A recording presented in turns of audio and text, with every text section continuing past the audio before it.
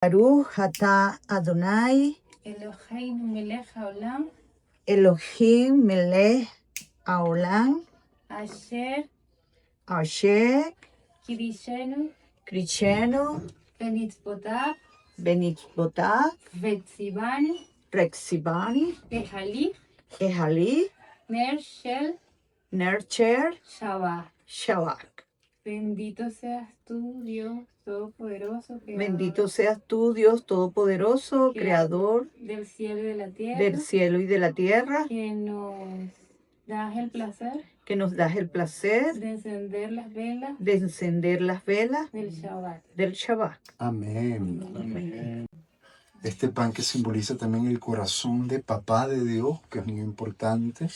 Este pan que significa que cuando estamos unidos somos más fuertes. Una cuerda de 3 dobleces no se rompe fácilmente. Que significa también que somos muy diferentes, no somos clones. A Dios no le gusta la uniformidad. ¿Tú te imaginas que todo el mundo fuera como tú o como yo? Qué desastre tan horrible. Si yo no me aguanto a mí mismo, ¿cómo aguantar a otro hermano, un clon? O sea, imagínate, qué locura, ¿verdad? Y Dios nos hizo diferentes porque Él ama la diversidad. Y es en la diversidad donde encontramos la unidad. Y la oración por la Jalá es Baruch atah Adonai Eloheinu melech haolam lechem hamod zin mina haaretz, que quiere decir, gracias Señor porque nos diste el mandamiento de bendecir el fruto de la tierra. Amén. Amén. Amén. Y después vamos a orar por el vino, que simboliza pacto, que simboliza alianza, que simboliza alegría, que simboliza refrigerio, que simboliza descanso, que simboliza medicina, ¿verdad? Y cada Shabbat es una pequeña Pascua. ¿Ok? Cada Shabbat es en hebreo se dice Pesach Katán, una pequeña Pascua, porque es que tenemos que repetir. En las iglesias, algunos de ustedes hacen lo que se llama la Santa Cena, eso sería una pequeña Pascua. Nosotros lo hacemos cada viernes al ver la primera estrella en el firmamento. Y este vino, ¿verdad? Que simboliza muchísimas cosas. Estamos muy agradecidos por el fruto de la vid. Y en hebreo tenemos la obligación de recitar esta oración. Baruch atah Adonai Eloheinu melech haolam boré peri min hagafen. Y juntos decimos como un coro, Amén. Y yo quiero hacer una oración sacerdotal, pero no hemos terminado todavía, solamente vamos a decir Shabbat Shalom después de que oremos por ustedes, ¿ok? Y Señor, te doy gracias, Dios mío, por este Shabbat. Y yo quiero también orar por cada persona que está aquí. Y yo te pido, Señor, que tu presencia esté con ellos. Y yo digo, Baruch atah Adonai Eloheinu melech haolam yivarech atah Adonai penishbirecha yair Adonai panav elecha vijunecha v'yisha Adonai panav elecha v'shemcha lecha vele shalom. Que el Señor los bendiga, los guarde. Que el Señor haga resplandecer su rostro sobre cada uno de los que estamos aquí presentes. Que el Señor nos dé esa paz que sobrepasa todo entendimiento. Amén, amén, amén. Ok, bueno, Shabbat Shalom. Qué chévere tenerlos aquí. Y qué bueno también haber orado por Maritza y por Rafael y verdaderamente comisionar ese ministerio que ustedes tienen y que el Señor les ha dado. Eso es un privilegio enorme, enorme, enorme. La palabra de Hashem, de Dios, dice, oye, qué privilegio que Dios me tomó en cuenta y me llamó al ministerio. Eso es un privilegio. Cuando tú sabes que Dios te ungió y te llamó para hacer su obra, es un privilegio enorme. Y bueno, y también estoy muy contento por Betsy, que es tu cumpleaños, y también Livia, mi bella suegra, que también cumpleaños creo que el lunes, ¿verdad? Pero bueno, estamos celebrando porque somos una familia. La parashá de hoy se llama Kitzá o Kitesá y está desde Éxodo capítulo 30 hasta el 34. En hebreo decimos Shmo, que quiere decir números. O sea, el libro de Éxodo se llama números. Mentira, nombres, discúlpeme, nombres en hebreo, Shmo. Y esta parashá es una continuación, ¿verdad? Estuvimos hablando de la dedicación del tabernáculo, estuvimos también hablando del incienso, del altar. Yo lo estoy relacionando con un ministerio que se llama el Mishkan Hamot, es decir, el tabernáculo de las naciones, pero en esta parashá literalmente hay como tres aspectos que me llaman mucho la atención. El primer aspecto es que Israel se puso bruto. Y ellos lo que hacen es cuando Moshe Rabbeinu, él sube al monte Sinaí, ¿verdad? Para recibir el decálogo, para recibir las instrucciones de Dios, él sube con Joshua, él sube con Caleb, él sube con 70 ancianos. Es importante que recuerden eso porque ellos representan las naciones. Es importante también que recuerden que cuando ellos suben, sobre las cabezas de los ancianos se ponen lenguas de fuego y ellos reciben lo mismo, la misma experiencia, un viento recio, hubo, ¿cómo es que se llama? Relámpagos, sonidos, la misma experiencia que sucedió en el libro de Hechos, ¿verdad? Que nosotros llamamos en esa fiesta que se celebró después de la crucifixión de Yeshua, ¿verdad? Que se llamó Shavuot o Pentecostés. Y la gente cree que Pentecostés es que llegó el Espíritu Santo. Pentecostés tiene que ver con una fiesta agrícola, ¿verdad? Y se celebra que Dios nos dio su palabra, pero al principio era el verbo, era el logos, la barra, y el verbo se hizo carne. Y eso que sucede cuando Moisés recibe eso y se inaugura el Mishkan, el tabernáculo, sucede justamente en Shavuot. ¿Me estoy explicando? Y Joshua y Caleb y los 70 ancianos que representan las naciones se recuerdan el día de Pentecostés moderno, como los apóstoles hablaban en los idiomas de los prosélitos que estaban allí, se recuerdan. Bueno, eso es lo que sucede allí porque 70 simboliza en la teología hebrea las naciones.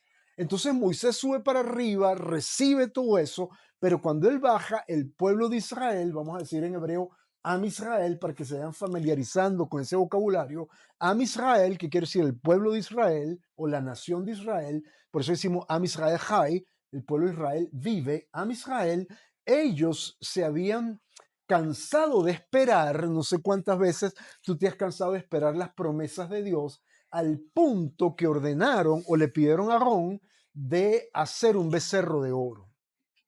Y él les pidió monedas, Aarón cayó en la trampa y cuando Moisés baja, vamos a decirlo en hebreo para que se familiaricen, cuando Moshe baja, él se enfurece, ¿verdad?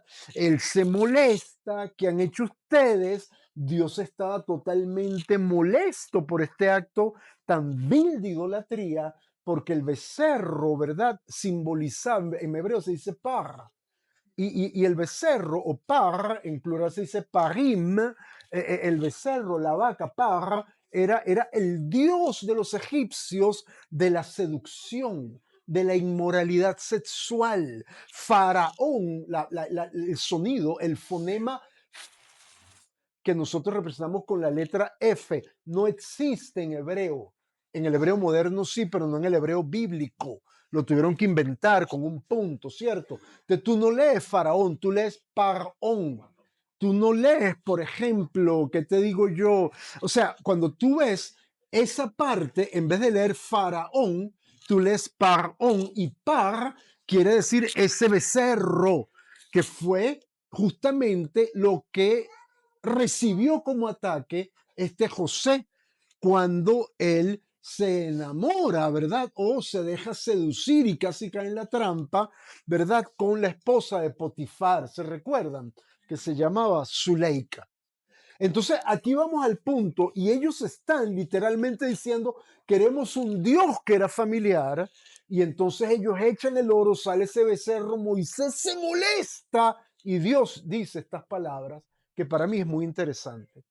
El Señor Dios Todopoderoso, Barujú, bendito sea su nombre, Él dice, voy a exterminar a todo Israel, pero de ti yo voy a hacer una nueva nación y voy a cumplir mi promesa contigo, Moisés.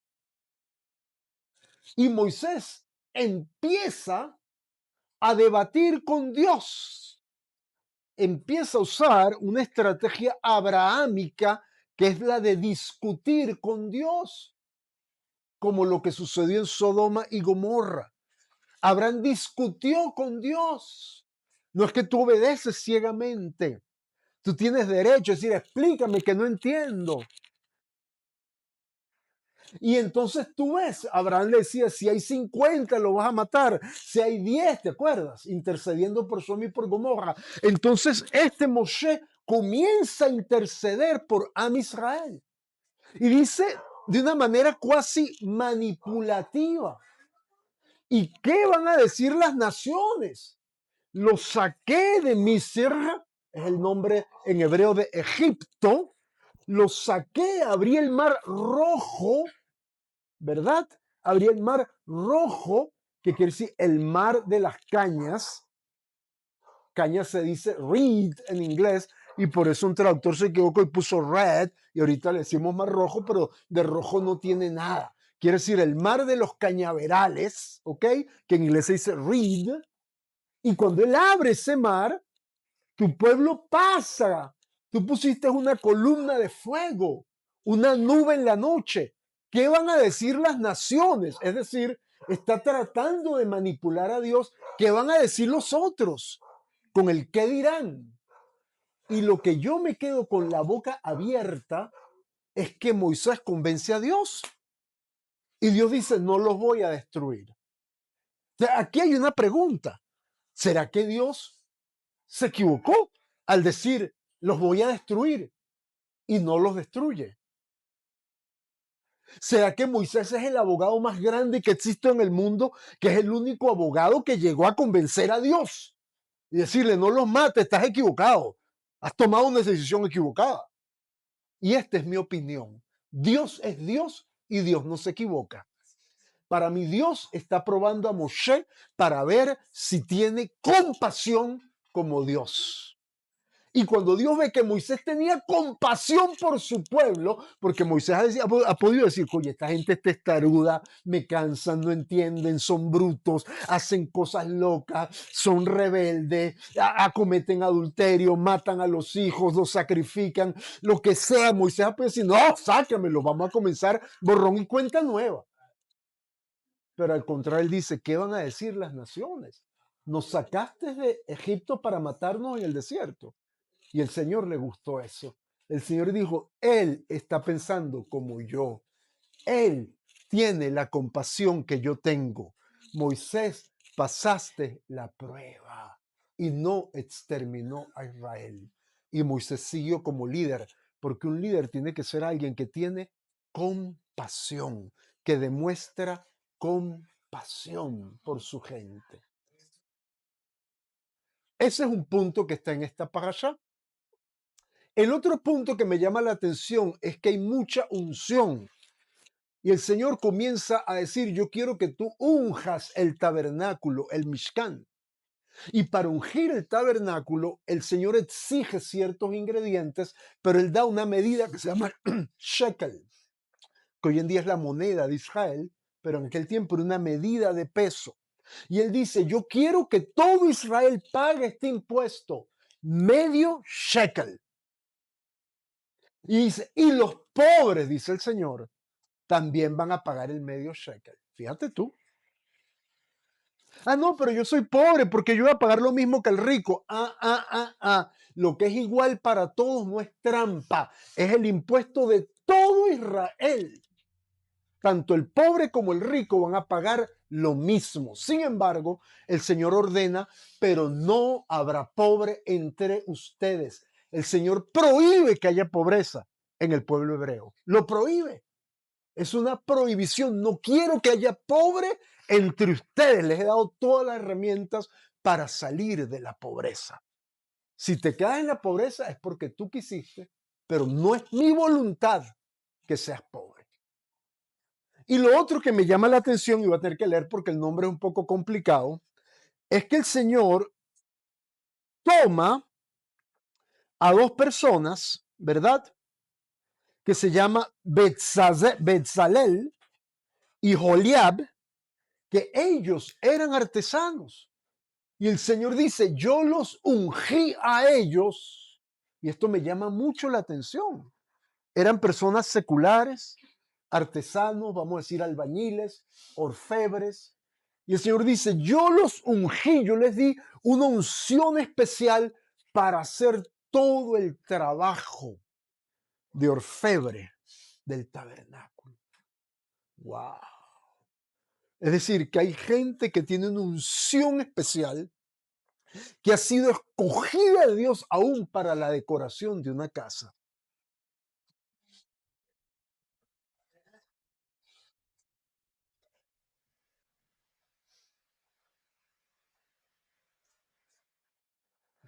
Yo me recuerdo cada vez que venía una gente a mi casa, lo que sea, siempre buscaba dulcitos, chocolaticos.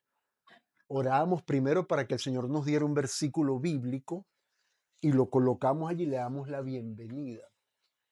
Y esto lo aprendí de alguien que tenía esa unción.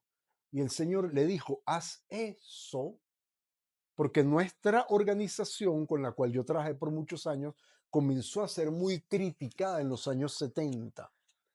Y en un gran congreso que se hizo en una ciudad que se llama Lausanne, en Suiza, llegó una persona muy conocida que se llamaba Billy Graham y se hospedó en nuestras casas. Y todo el mundo nos criticaba y él fue el que puso el sello. Esta gente es buena. Porque cuando él se quedó, en el cuarto de ellos había una cesta con flores, con caramelos, con chocolates, y eso se llama el ministerio de la hospitalidad. Y para hacer eso tienes que tener una unción. ¿Qué quiere decir el ministerio de la hospitalidad? Que tú te sientes, wow, como un rey, tú te sientes bienvenido. Y lo comenzamos a aplicar. Se volvió una costumbre en mi familia, por lo menos. Mis hijos lo hacen. Yo fui a visitar a mi hijo allá a Tailandia y tenía caramelos. Fui a visitar a mi hija a Holanda. Me tenían una tarjetica de Tintín, caramelos, mis chocolates favoritos, lo que sea. Y es algo muy bonito ese gesto, ¿me explico? Pero eso se trata de que hay gente que tiene la unción, estoy hablando en este caso de la hospitalidad, ¿ok? Que quiere decir en griego xenofileos, es decir, amigo de lo que es diferente a ti. Lo contrario es xenofobia. El xenofileo recibe aquel que, ay, a mí no me cae bien, no me parece. Tú lo recibes, tú lo recibes, tú la recibes. ¿Entiendes? Ese era Jesús, Yeshua. Y lo otro que me llama la atención es que el aceite que se utilizó para ungir el Mishkan eran barriles y barriles de aceite de oliva, se llama el hint del aceite de oliva, pero también tenían que poner el calamus, que era una caña aromática. Y esa caña aromática solo se encuentra en el norte de la India. Pero también tenían que hacer la mezcla para ungir el tabernáculo, algo que se llama la canela. Pero esa canela de corteza, que se dice cassia en griego, solamente se encuentra en Sri Lanka. Yo estaba en Sri Lanka. Yo pasé unas vacaciones allí en Colombo y en toda Sri Lanka. Bellísimo ese país. O sea, ¿tú te imaginas que para ellos comprar esa canela tenían que bajar hasta la India? Y tenían que hablar en tamil, que es el idioma de Sri Lanka. O sea, Dios forzando para ungir el tabernáculo. Es necesario que ustedes tengan conexión con las naciones, porque si no hay internacionalidad, no hay unción. Porque antes que Dios sea el Dios de Israel, Dios es el Dios del mundo. Y antes de Dios ser el Dios del mundo, Él es el Dios del universo. Israel es una minoría llamada a servir a la mayoría. Nosotros como eclesía en griego, como quejilá en hebreo, somos una minoría llamada a lavarle los pies a la mayoría. Y cada vez que Israel se olvidó de ese llamado de lavarle los pies a las naciones, el Señor los mandó al exilio y todas las profecías mesiánicas, todas el Señor las dio en el exilio. Como diciendo, yo soy el Dios de todas las naciones. No te olvides de tu llamado misionero. Esto es como que si yo no me regocijo con lo que está pasando en Irán Y yo digo, ay, están atacando Irán, pobrecito, por el amor de Dios. El ayatolá llama a las mujeres de cabra, de becerro, de oveja. Dice que son animales. Yo he tenido que enseñar a los iraníes allá en Holanda, en haciendas escondidas, a los cristianos, porque ese tipo los mandaba a matar en Holanda. Y mis estudiantes iraníes no podían estar ni con los venezolanos, ni con las venezolanas que caminaban con tacones. No podían, porque si la policía secreta los descubría, los mandaban a matar. ¿Me estoy explicando? Entonces, cuando tú oras por misiones, tienes que pensar, gracias Señor, porque se acabó la horcadera de cristianos y ahora por primera vez hay multitudes que están alabando nuevamente al Señor Dios Todopoderoso. La política la tienes que ver a través de los lentes de misiones transculturales. Y por eso me gusta que hay un departamento de misiones en la casa, porque ustedes sí entienden lo que estoy hablando. La victoria de lo que pasó en Irán es una victoria misionera. Porque por primera vez se levantó la cruz del Señor en Teherán, cosa que nunca se había hecho. No tiene nada que ver. No, es el reino de Dios. ¿Cómo es decir, ven Señor, no voy a llegar hasta que no entre en Irán? Porque escrito está en Mateo 24:14, y este evangelio del reino será predicado a todas las naciones y entonces vendrá el fin. Entonces había que compartir con las naciones, y el cinnamon, como se dice, canela, se vendía y lo escondían en Arabia en unos depósitos con guerreros porque era demasiado caro. Entonces tú ves que esa unción era tan grande. Lo otro era la mirra, pero era la mirra sólida, la mirra cristalizada, no era la mirra líquida, que es mucho más caro todavía. Y la mirra, lógicamente, tiene muchas cosas, por ejemplo, te ayuda para la digestión, todo eso, pero la mirra se usaba para perfumar, se usaba para sanar, y era tan caro. La mirra la presentó, creo que Baltasar, en la tradición, uno de los genios de esos que llamamos los Reyes Magos, que ofrecieron oro de rey, incienso de oración y mirra, que simbolizaba el sufrimiento, ¿verdad? Pero la mirra era algo que se tenía que colocar en esa unción que solo se encontraba en los países árabes y en Etiopía y en Somalia. O sea, imagínate que el Señor te obliga a tener eso y tú tenías entonces que viajar, establecer contactos, ser un mercader, tenías que relacionarte con las naciones. No es que tú te quedas con los brazos cruzados, sino el Señor quería que tú conocieras al mundo para poder ungir eso. Pero mi pregunta es, ¿qué es unción? Esa es la pregunta, porque hablamos de ungir, pero ¿qué es unción? Unción viene etimológicamente de la palabra embarrar. Cuando tú cubres algo con aceite, ¿verdad? Y tú embarras, y se usaba para consagrar ritualmente en muchas religiones a un sacerdote, etcétera, etcétera. Se usaba también, como se usa todavía en Inglaterra, que le ponen aceite para ungir a un rey. O se usaba, como dije al principio, como yo que tengo ahorita una alergia por el sol y me tengo que echar una crema de aloe veras o de sábila todas las noches. Ese es el tercer tipo de unción, que es la más simple. Pero estoy hablando de la unción que te califique. Y cuando alguien era ungido, literalmente quería decir, Dios está actuando a través de esa carne. El que está hablando allí no es él o ella, es Dios. Y la unción puede ser a nivel apostólico, a nivel evangelista, a nivel de adoración o de música, a nivel de administración. O sea, hay muchos niveles de unción, pero cuando la unción cae, la unción es lo único que te califica, porque cuando la unción cae, tú eres una persona sobrenatural. Eres como un superhéroe. Cuando la unción cae, tú no eres la misma persona. Ese es un ungido, esa es una ungida, como el rey David fue un ungido para la adoración, pero también fue ungido para ser un gobernador, un rey. Elías, que está en la parashá de hoy, en la Haftorah, cuando él grita y empieza a orar al Señor, y el Señor manda fuego del cielo y quema y mata a los profetas de Baal, tenía una unción profética, ¿verdad? el Señor, el Mesías, Yeshua HaMashiach, él fue ungido porque él le dijo a su madre, a sus hermanos en las bodas de Canaán, mi tiempo aún no ha llegado, pero su tiempo llegó cuando lo unge, ¿quién? Una mujer que se llamaba María de Betania, y rompe la jarra de alabastro, de nardo carísimo, y unge sus pies, y cuando lo unge, allí es donde literalmente se dice, este es el Mesías. Él agarra el pollino, el burrito, y entra en Jerusalén, porque era el ungido del Señor. Cuando la unción de Dios cae sobre tu cabeza, el Señor te da un valor increíble. Puede ser una unción como estos orfebres que yo acabo de hablar.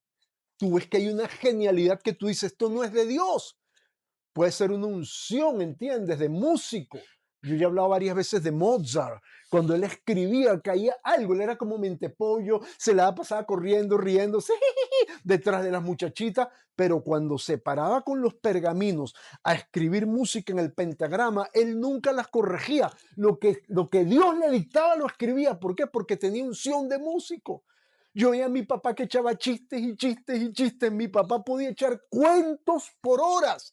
Pero cuando agarraba la pluma y se ponía a diseñar, nunca me olvido cómo se le levantaba la ceja y era como que si el Espíritu Santo caía sobre él y era el genio que dibujaba porque tenía unción de arquitecto. Porque el llamado de Dios es irrevocable.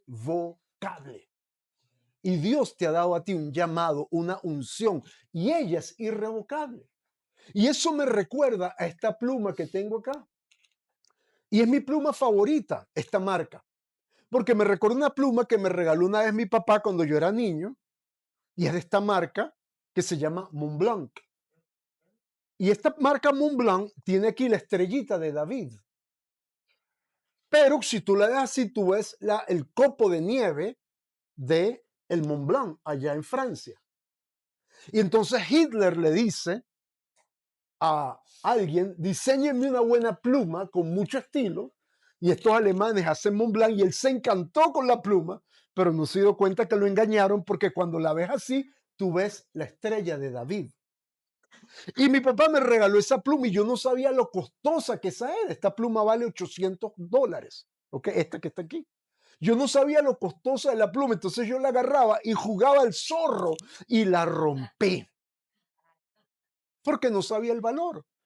Pasaron muchos años, estoy en São Paulo, en Brasil, y estoy ministrando el corazón paternal de Dios y se acerca un ingeniero y me regala una Montblanc y yo me pongo a llorar porque esta pluma representa una memoria de mi padre. Pero vengo a enseñar aquí a Venezuela, estoy allí cerca de la ciudad universitaria, comiendo un pollo con un joven que era un jugador profesional de fútbol y me dice, me encantó tu mensaje, Dios es papá, y yo siento que el Espíritu Santo me dice, regálale la pluma que me habían regalado, y él me regaló un reloj baratísimo, pero no importa. Digo, oye, yo como que hice un mal negocio. Y he tenido muchas Montblanc en mi vida, yo las he coleccionado, pero todas las he regalado, pero yo dije, esta no la voy a regalar porque es una colección muy importante para mí, porque es un libro que me gusta mucho, que escribió Antoine-Exupéry, que se llama El Principito, Le Petit Prince, porque yo creo que todos nosotros tenemos sangre real, que todos nosotros hemos sido ungidos para ser príncipes y princesas, que todos nosotros tenemos aristocracia en nuestras venas. Entonces, esta pluma que tiene el famoso zorro del Principito y la estrellita que él veía toda la noche, los que conocen la historia saben lo que yo estoy hablando, me recuerda que nosotros somos la firma de Dios. Y Dios quiere que tú seas esa firma. Y cuando Él te unge, tú te conviertes en la firma de Dios. Y la firma de Dios es original. Porque tu firma es original. Nadie tiene tu firma. Yo firmo de derecha a izquierda. Nadie tiene mi firma. Nadie tiene la firma de Dailin, nadie tiene tu firma. La firma es única porque tú eres único, pero Dios quiere que tú seas como esta pluma y es su mano, pero tú eres la firma de Dios. Cuando eso sucede es porque la unción de Dios está sobre ti. La firma de Dios no solamente es única, pero ella también auténtica. Cuando yo firmo un documento, estoy dando permiso. Mi firma da permiso o quita el permiso. Y Dios quiere que tú seas su firma. Pero también la firma de Dios, como hablamos con la unción del Santo Templo, es multicultural. La firma de Dios representa naciones, representa lenguas, representa sonidos, representa colores. La firma de Dios es muy hermosa, es colorida. Hay gente que es calladita y no hay rollo con eso. Yo digo, en el cielo está escrito que va a haber solamente media hora de silencio. El resto va a ser, el merengue no es de Cristo. O sea, la eternidad va a ser un solo ruido. Quizá habrá canto gregoriano, amén por eso, o música clásica, pero la realidad es que para los calladitos solo va a haber media hora. Entonces, la firma de Dios es muy exuberante, es extravagante. Y Dios quiere, así como cuando ella entra, ella llena el lugar de alegría. Tu mamá, Malek, Mats, me recuerda mucho un amigo mío que es un gran flautista, que se llama Pedro Eustache, y yo estaba en California y cada vez que Pedro entraba a una casa, se llenaba la casa de alegría. Tú tienes eso, porque tú eres la firma de Dios. ¿Y qué es lo que hacemos? Si es una pluma fuente, la llenamos con la tinta, vamos a llamarlo Ruach HaKodesh, el Espíritu Santo. Pero es Dios que con su mano comienza a colocar su firma donde quiera que tú vayas. Ayer me encontré con mi amiga allá en el silencio, Ana, y estaba hablando con ella de Eduardo. Oye, Eduardo, vale, su mamá falleció, qué cosa, está en Aruba. Y estamos caminando y en eso yo alguien, ese es Eduardo. Un amigo mío que me ayudó muchísimo con la boda de mi hija en Aruba. Y yo lo veo, ¡ah! Y me abraza, me besó aquí, aquí, aquí, por todos lados. Y yo no lo podía creer. Y yo decía, ¿qué pasa? Y me decía, líder, líder. Y él me quiere mucho, pero yo me di cuenta que yo dejé la firma de Dios en Aruba. Porque la idea es que donde tú vayas tienes que dejar esa firma, el tatuaje de Dios. Y de eso se trata esta parashá. Y yo quiero hacer una oración en estos momentos para terminar. Vamos a levantar nuestras manos al cielo y vamos a recibir esa unción de Dios hoy. Unción para transformar, unción para amar, unción para estar reunidos. Nos vamos a llamar el grupo raro. Reunidos para amar, reunidos para orar.